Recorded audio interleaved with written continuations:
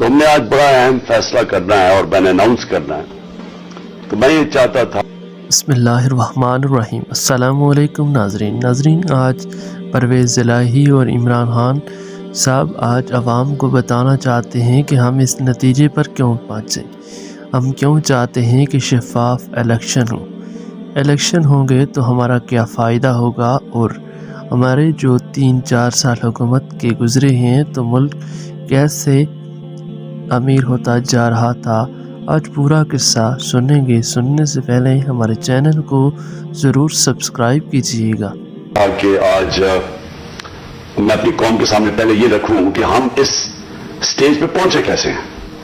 کہ ہم sitting governments ہیں، ہماری اپنی گورنمنٹس ہیں، ہمارا اپنا راج ہے یہاں، لیکن ہم کیوں اس نتیجے پہ پہنچے ہیں کہ ہم سمجھتے ہیں کہ اگر ہمیں اپنی گورنمنٹس بھی قربان کرنی پڑے اس ملک کے اندر، جب تک الیکشنز نہیں ہوں گے، صاف اور شفاف الیکشنز نہیں ہوں گے، ہم سب کو آج خوف ہے کہ ملک ڈوب رہا ہے. میں آپ کو وہ پاکستانی ہوتے ہوئے بتا رہا ہوں جس نے ساری باہر کمائی کی، 20 سال باہر پیسے کمائے، سب کچھ بیچ کے، جو فلیٹ تھا وہ بیچ کے، منی ٹریل دے کے، عدالت میں یہ بتا کہ میں نے وہ کدھر سے پیسے لیے، جو بھی میرا آمدنی کدھر تھی. پھر میں چونکہ اس ملک سے پیار کرتے ہیں، عشق کرتے ہیں اپنے ملک سے، میں ان پاکستانیوں کی بات کر رہا ہوں. میں ان کی بات نہیں کر رہا جو چوری کر کے اس ملک کا پیسہ باہر بیچتے ہیں، جن کا سب کچھ باہر ہے، بزنسز باہر ہیں، بچے باہر ہیں، بڑے بڑے محلات باہر ہیں. یہاں کے چوری کے پیسے سے بڑے بڑے شاہانہ ان کا زندگی ہے. اور میں ان کی بات نہیں کر رہا کیونکہ ان کا اس ملک سے کیا رشتہ ہے. اور میں باقی پاکستانیوں کی بات کر رہا ہوں جو سمجھتے ہیں کہ ہمارا جینا مرنا پاکستان میں. اور میں ان پاکستانی میں سے ہوں جس کو پورا موقع تھا کہ 20-25 سال باہر میں نے کرکٹ کھیلتا تھا، میری شادی بھی وہاں کی، میں وہ پاسپورٹ لے سکتا تھا، برطانیہ کا پاسپورٹ لے سکتا تھا، لیکن یہ میرے کبھی ذہن میں یہ چیز نہیں آئی کہ میرا پاکستان کے علاوہ کوئی اور گھر ہے. تو میں آج وہ پاکستانی آج بات کر رہا ہوں کہ مجھے پہلی دفعہ مجھے خوف آ رہا ہے کہ یہ جو چوروں کا ٹولہ اوپر بٹھایا گیا ہے یہ ملک کو تباہی کی طرف لے کے جا رہا ہے. میں آج کوئی پاکستان کے بزنس مین سے پوچھ لے، کوئی انڈسٹریل سے پوچھ لے، پاکستان کے کسانوں سے پوچھے، پاکستان کے مزدور سے پوچھے، جس کی آج آمدنی اور اس کا جو خرچہ ہے اس میں آپ کوئی بیلنس ہی نہیں رہا. 50 سال کے بعد سب سے زیادہ مہنگائی ہوئی ہے آج پاکستان میں. آج ہماری انڈسٹری بند ہو رہی ہے، وہ انڈسٹری جو ہمارے دور میں بڑی مشکلوں سے تیسرے اور چوتھے سال میں ہم نے محنت کر کے انسینٹیوز دے کے انڈسٹری بڑھائی، جو کہ ہمارے آخری مہینے میں 26% انڈسٹریل گروتھ تھی. جو ٹوٹل انڈسٹری تھی 10.7% پہ لارج سکیل مینوفیکچرنگ پاکستان میں گرو کر رہی تھی. دولت میں اضافہ ہو رہا تھا، ہمارے ٹیکسز بڑھ رہے تھے، ریکارڈ، کیونکہ دولت میں اضافہ ہو رہا تھا، ٹیکسز میں اضافہ ہو رہا تھا، ریکارڈ ٹیکسز اکٹھے کیے، ریکارڈ ایکسپورٹس ہم نے کی. مجھے فخر ہے کہ میں نے اپنے کسانوں کی مدد کی. 4.5% پہ ہمارا زراعت کے اندر گروتھ ہوئی، اضافہ ہوا. ہماری 4 فصلیں 2 سال ریکارڈ فصلیں ہوئی پاکستان میں، تو ہم نے کسانوں کی مدد کی. آج وہ سارا جو پاکستان وہاں لے کے جا رہے تھے، آج مجھے ایک چیز بتائیں کہ پاکستان میں کسی میں بہتری ہوئی ہے. آج مایوسی کا یہ عالم ہے میرے ملک میں